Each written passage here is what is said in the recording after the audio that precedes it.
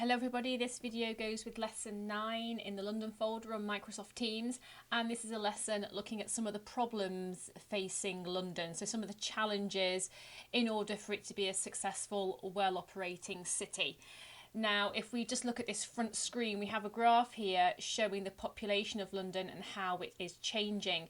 And it stops here at 2011, but we can see since the beginning of the 80s, there has been an increase in the population of London. And so London's population has now reached nearly 9 million people.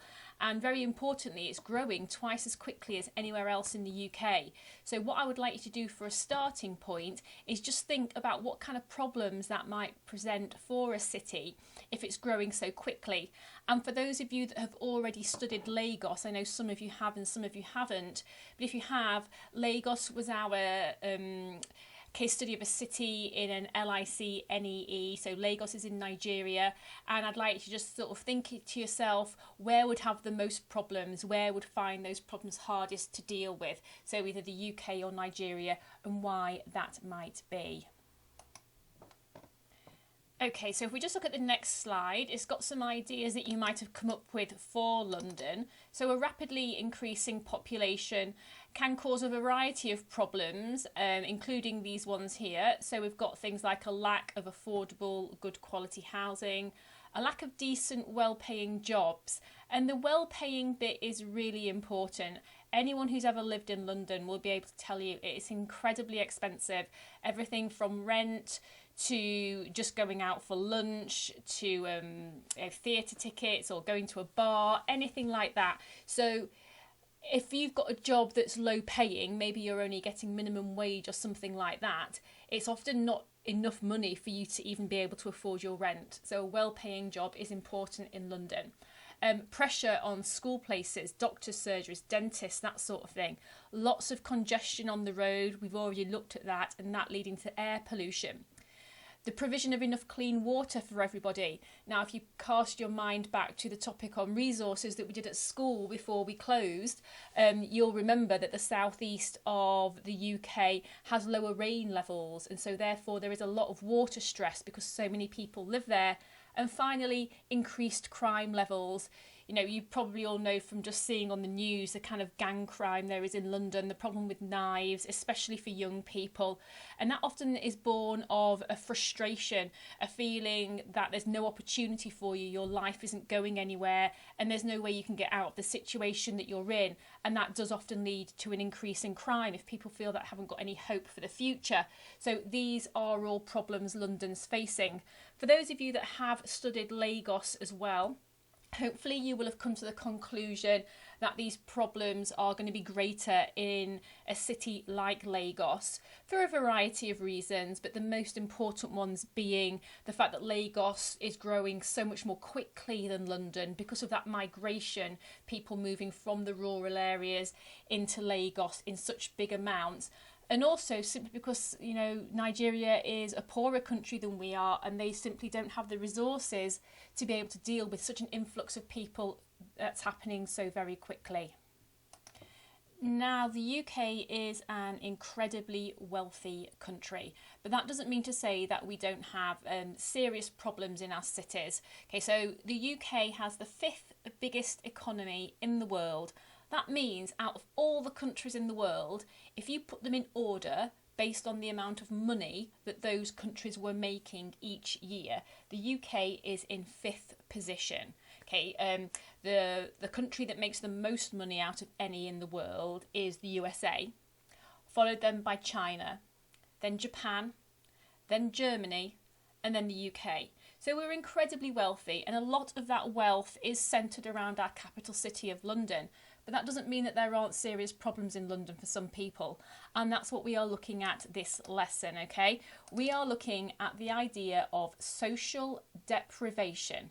Okay, so that is a key term for you. It's important that you understand what this term means, okay? Now, if we take it apart, the word social means to do with people and their quality of life and what their life is like. Is it any good? And when you are deprived of something, when you suffer from deprivation, it means that you don't have something, okay? So social deprivation is when a person or a community that they live in doesn't have the things that are essential for a decent quality of life. So they're not making enough money, they don't have decent work, they haven't got decent houses to live in, and they don't have access to decent services like education and healthcare. Now, you might think, with a country like the UK being the world's 5th biggest economy, everybody would have access to those things, but unfortunately they don't. So there's nearly 9 million people living in London, but if you use official figures and you look at how much money those people are making, 2 million of those 9 million people, so nearly a quarter of them, live in poverty, and they are suffering from social deprivation. And this next picture is a pretty good example of that. Okay, so this isn't sort of 2 pictures put together, this is 1 picture. And in the background, we have got Canary Wharf, okay, that area we looked at in a previous lesson of the Docklands, or the old Docklands, and how it was regenerated and Canary Wharf was built. That's the tower just here with the triangle top. Okay, and it was made into a huge financial centre. Now, many of the people working in Canary Wharf will be on 6-figure salaries. They'll be getting huge bonuses of thousands upon thousands of pounds, and living very luxurious lifestyle. Yet in the same area, we have this kind of sort of blocks of flats.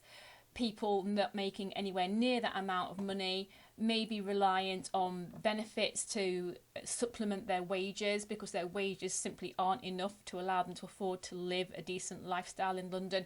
Very high population density, quite low quality housing. Okay, so you've got those 2 different types of living right next to each other, and this really illustrates the idea of social deprivation for us, the haves and the have-nots, and how stark and obvious that difference can be.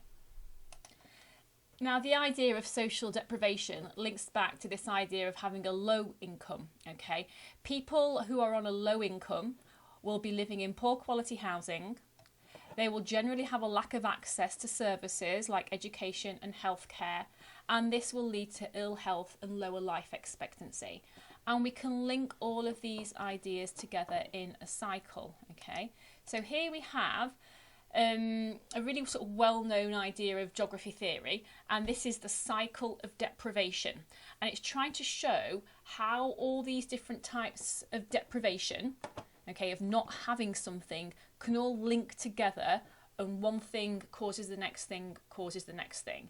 So here we've got this idea of low income leading to poor quality housing, of poor quality housing leading to ill health, of ill health leading to less education, of that leading to fewer skills, and then that leading back round again to low income. Now, hopefully you can see underneath each bit we have got a little sort of shaded in box with a sentence starter, and what you need to do is do a nice big copy of this cycle, and then you're going to be completing these sentence starters for me, trying to explain how low income causes poor quality housing, how poor quality housing causes ill health. Okay, and I have got one done here as an example for you. Okay, so I'm trying to show you here how fewer skills links to low income. So we've got fewer skills leads to low income because people don't have the skills or qualifications in order to be able to gain a higher paid job. Okay, so for each of the 4 remaining ones of these, see if you can link them together with reasons to show how they link to each other. So just pause the video and have a little go at doing that, please, and then we'll have a look at the answers. Okay, so here are the answers for you, if there's any that you've been stuck on. So we've got low income, you can't afford to have a decent quality housing, you can only afford the low rents in the deprived areas. That can lead to ill health because you're more likely to be suffering from stress.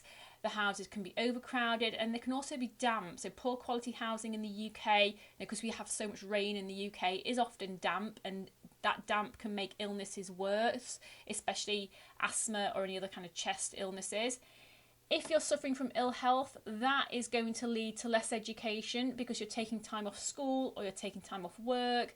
You're missing out on training opportunities that might allow you to get a promotion. This is going to lead to less education, simply because you're not learning if you're not in your place of learning or in your place of work. That obviously is going to lead to fewer skills.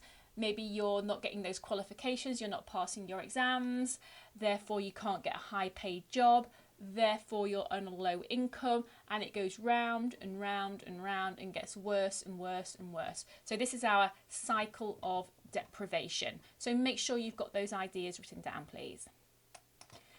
Now we are going to take a look at a real life example from London and just how this idea of deprivation can affect people's lives. So we are going to be looking at Knightsbridge, which is over here in West London, and we are going to be looking at West Ham, which is up over in this area in northeast London. Okay, and they're very, very different areas. Here's Knightsbridge. Okay, Knightsbridge, very well known, very, very wealthy. It has shops like Harrods, okay, on the high street, beautiful apartments in very plush buildings, as you can see from the picture. And this is West Ham, okay, so a very, very different picture, and we can see that really clearly when we put those two images together, just how different in area those two are. Now we're going to be looking at these various different places along the way.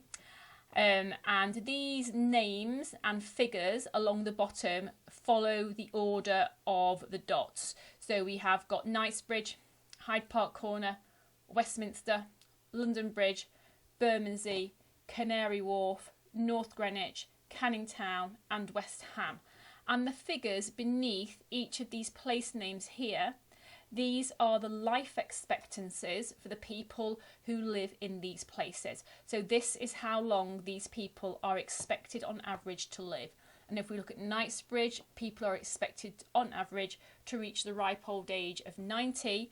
But by the time we have travelled to West Ham, that life expectancy has shrunk by 12 years, which is a really large amount, to just 78 years old. Okay. So what I would like you to have a go at is the task up here, where you are describing the pattern of life expectancy along the River Thames. So what is happening to those numbers? Where are they going up? Where are they going down? Are there any anomalies? So can you see anything that doesn't quite fit, anything that looks a bit weird? That's what an anomaly would be, something that's bucking the trend or not fitting the pattern. And finally, as a challenge, if you feel you can, thinking of reasons for the drop in life expectancy. So what would be causing it? Why would that drop happen? So pause the video, have a go at doing this, and then we'll look at some answers on the next slide in just a moment. Okay, so the general pattern that you should have been writing about is that as you travel east from Knightsbridge, the life expectancy is dropping by 12 years by the time you reach West Ham. And the ages are highest around the affluent, that means wealthy, areas of central London like Hyde Park Corner and Westminster. Now the anomaly, the thing that stands out as not reaching or not hitting the pattern that we've just described, is the area around Bermondsey, because it drops when you go from London Bridge to Bermondsey and then rises again at Canary Wharf. So let's just have a look at that back on the previous slide. So we can see we've got our age starting off at 90 and then dropping, so 83, 84 are pretty similar to each other, so it doesn't really matter that they should maybe be the other way round to be an exact pattern. And then it drops considerably to Bermondsey at 79 and then goes back up again to 89 for Canary Wharf and then follows our pattern again, getting less as we go east. Okay, so this is our anomaly here. So why is this happening? Well, if we look at our map, Bermondsey is south of the river. It's not as popular with tourists in this area, and it's not part of this wealthy sort of central financial and retail district. Okay, so although Bermondsey is in this central area, it is south of the river and it's nowhere near as wealthy. And then it's going back up again when we reach Canary Wharf because of that redevelopment, okay, because of the financial sector redevelopment. If we looked at data from when this area was a working docklands, it would not have had a life expectancy that was that high. It's because this area has been changed so much by that redevelopment and bringing in a completely different industry with the financial industry and the IT industry and the retail sales. Okay, so that's why that area bucks the trend. So why is this happening? Well, the main reason that it's happening is the fact that as you go from west to east, apart from that exception of the Canary Wharf area, the area gets poorer, there's more deprivation. And when people are poorer, life expectancy tends to go down. And lots of different reasons for that. Really simple things like not eating as good a food, okay, or not having as much access to good exercise facilities. Okay, so people on a really good wage in the city, they're all members of gyms. Maybe their office block has got a gym that they go to in their lunch break. Whereas if you're living on a lower wage, you've not got money to spend on an expensive gym subscription. Levels of education as well, you know, recognising when you're not ill and going to the doctor, finding it easy to get a doctor's appointment. You know, people living in crowded, deprived areas, it could be really, really hard to get a doctor's appointment. Whereas if you're really, really wealthy, you might have private health insurance through your firm, through the company you work for. So therefore, it's very easy for you to get healthcare.